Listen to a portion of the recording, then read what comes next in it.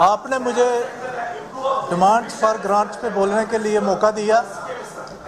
मैं आपके साथ साथ अपने अखनूर कॉन्स्टिट्यूएंसी की जनता जनार्दन का भी बहुत बहुत आभारी हूँ, जिन्होंने मुझ पे इतना भरोसा करके चुन के इस टेंपल ऑफ डेमोक्रेसी में मुझे उनको रिप्रेजेंट करने के लिए भेजा। सर, आज की जो डिमांड्स फॉर ग्रांट्स पे बात हो रही है उसमें education department, health and medical education, higher education, social welfare, इन पे बात हो रही है। सर, किसी भी देश की डेवलपमेंट के लिए एजुकेशन बहुत ज़रूरी है। सर, उसमें ह्यूमन रिसोर्सेज की डेवलपमेंट ज़रूरी है। सर, ह्यूमन रिसोर्सेज डेवलपमेंट के लिए education is very Paramount sir, basic है। तो हमारे जम्मू में, अगर हम जम्मू की बात करें, हमें खुशी होती है कहते हुए कि जम्मू मंदिरों का शहर है, लेकिन उसके साथ साथ आज की डेट में जम्मू एक एजुकेशनल हब भी बन रही है। सर, सेंट्रल गवर्नमेंट की मदद से और अपनी स्टेट गवर्नमेंट के भी इनिशिएटिव्स हैं उसमें, जैसे IIM जहाँ पे है सर, IIT आ चुका है, एम्स भी है, IIM भी है, सेंट्रल यूनिवर्सिटी भी है और भी यूनिवर्सिटीज़ हैं। सर, इसके साथ साथ अब बारी आती है जहाँ पे ठीक है, जो सिटीज़ हैं, कैपिटल सिटीज़ हैं, बड़ी सिटीज़ हैं, वहाँ पे एजुकेशन की अच्छी फैसिलिटी है। जैसे मैंने कहा कि Jammu is becoming hub of the education. लेकिन जैसे मैं फार फ्लंग एरिया से आता हूँ, मेरे और भी साथी दूर दूर से आते हैं, उन एरियाज़ में जो बैकवर्ड एरियाज़ हैं वहाँ पे भी एजुकेशन पे ध्यान देने की ज़रूरत है। वहाँ पे आज भी एजुकेशनल इंस्टीट्यूट्स का इंफ्रास्ट्रक्चर और स्टाफ की कमी है।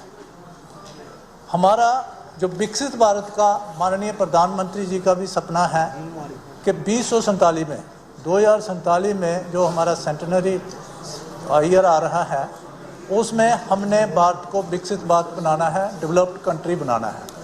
वो तभी बनेगा सर जब हमारा ह्यूमन रिसोर्सेज डेवलपमेंट अच्छे से होगी। वो तभी होगी जब गांव में भी और शहर में भी इक्वल एजुकेशनल फैसिलिटीज़ मिलेंगी।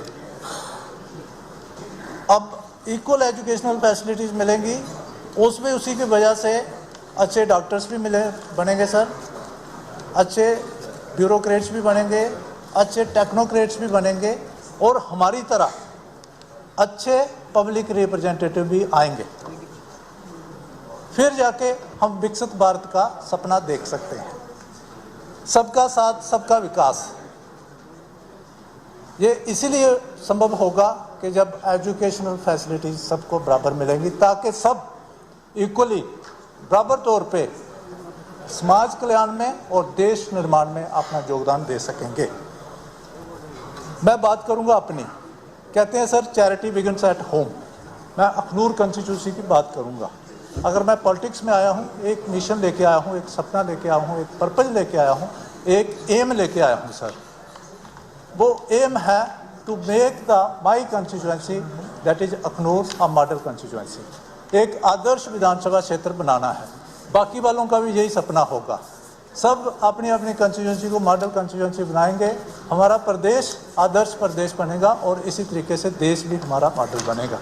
मैं चाहता हूँ कि ये ह्यूमन रिसोर्सेज डेवलपमेंट अच्छी हो, उसी के बेस पे हमारा प्रदेश भी अच्छा बनेगा, एक मॉडल प्रदेश बनेगा। जैसे दूसरी स्टेट्स की मिसाल दी जाती है, जैसे गुजरात की दी जाती है, मैं चाहता हूँ जम्मू कश्मीर की मिसाल भी इसी तरीके से दी जाए। सर, मैं अभी एजुकेशन पे बात करूंगा सर, अपनी कॉन्स्टिट्यूंसी की। जैसे मैंने बात की, तो education is Paramount for all the developments, human resources हो चाहे इंफ्रास्ट्रक्चर हो। तो अखनूर की बात अगर करूं मैं सर, वहाँ पे आज भी स्कूलों में स्टाफ की कमी है। स्कूल्स, जैसे मैंने स्पोर्ट्स इंफ्रास्ट्रक्चर की बात सुबह की, बिल्डिंग्स डाइलेपिडेटेड हैं, बाथरूम्स नहीं हैं, बच्चियों के लिए बाथरूम्स नहीं हैं। फिर अभी जो जहाँ पे बात हुई, जो स्कूल में कुक्स लगे हैं, मिड डे मील स्कीम जो है, उनको 1000 रुपया मिलता है, कईयों को उससे भी कम मिलता है, कभी मिलता है कभी नहीं मिलता है। SSA में स्टाफ लगा है, मिडिल स्कूल में हेडमास्टर की ही पोस्ट सैंक्शन नहीं है। इसी तरीके से बाकी जो इश्यूज हैं स्कूल पे खास करके स्टाफ को लेके उनको देखा जाए और बहुत सारे स्कूल्स जो हैं वो अपग्रेड करने हैं sir. No I come to health department sir. School Akhnoor में हमारा सब डिस्ट्रिक्ट हॉस्पिटल है सर। उस हॉस्पिटल में 30,000 फुटफॉल हैं पर मंथ का, एवरेज 1,000 रोज का बनता है सर। वहाँ पे कुछ कमियां हैं, जैसे कंसल्टेंट सिर्फ 2 हैं, 2 कंसल्टेंट नहीं हैं, बाकी हैं 5 मेडिकल अफसर्स की वैकेंसीज हैं। NTPHC 6 हैं, 6 अखनूर में, लेकिन सिर्फ एक पे 1 मेडिकल अफसर पोस्टेड है। ये ध्यान देने की ज़रूरत है सर। MRI और CT स्कैन नहीं है, ये भी लाने की ज़रूरत है सर। पुरानी हॉस्पिटल की बिल्डिंग है, उसको यूटिलाइज करने की ज़रूरत है, वो खंडरात पड़ी है सर। इसी तरीके से सर सोशल वेलफेयर जो पॉलिसीज हैं एससीज के लिए, उनको इम्प्लीमेंट करने की ज़रूरत है सर।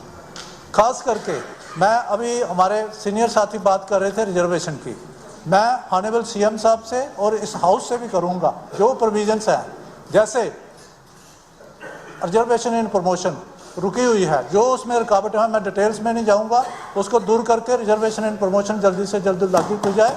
इसी तरीके से रिजर्व कैटेगरीज एम्प्लॉइज हैं, जहाँ जहाँ पोस्टेड हैं वो वहीं पे पोस्टेड हैं कई सालों से, रिजर्वेशन पॉलिसी उनके लिए, ट्रांसफ़र पॉलिसी उनके लिए बनाई जाए sir. Last but not the least बात हो रही है कि यहाँ पे तरक्की इसलिए नहीं हुई क्योंकि डिस्टर्बेंस है।